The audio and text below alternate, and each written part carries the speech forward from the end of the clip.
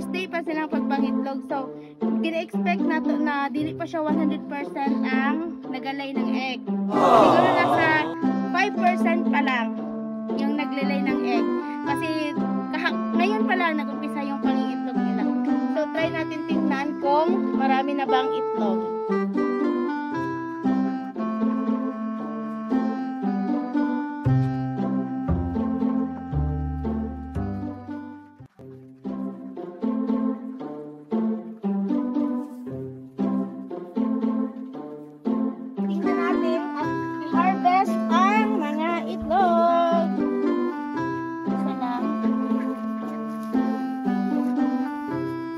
Kasi hindi pa sila nag-100%.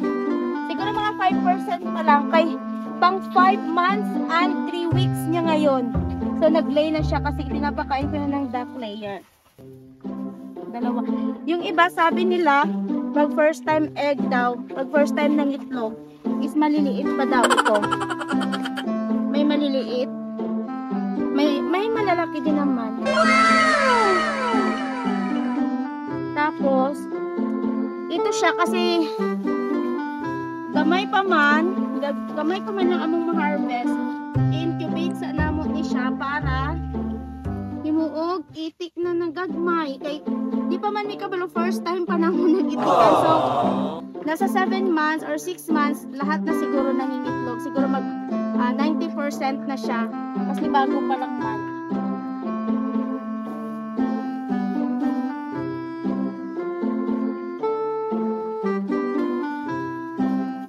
Grabe ka gamay. Ganito ako na siya. Very big.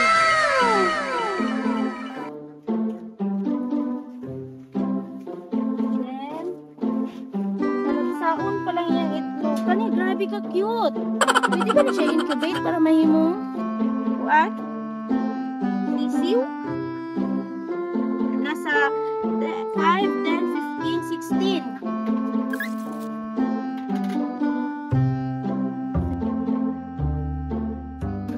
Nakita sa mga YouTube, mas gusto nila mag-itlog sa mga ani.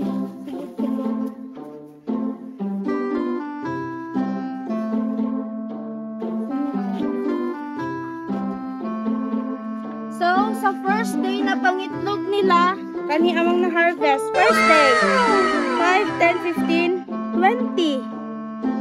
So, 20. Sa 120 na itik, nasa 20 pala ang itlog sa first day. So, amazing!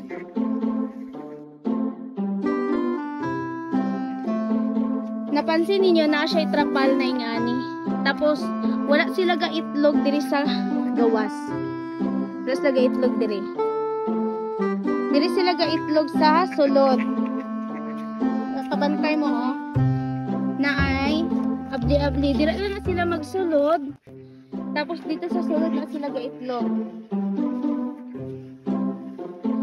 Siguro next week or next day, marami na sila ang mag-itlog. In God's will. Thank you, Lord.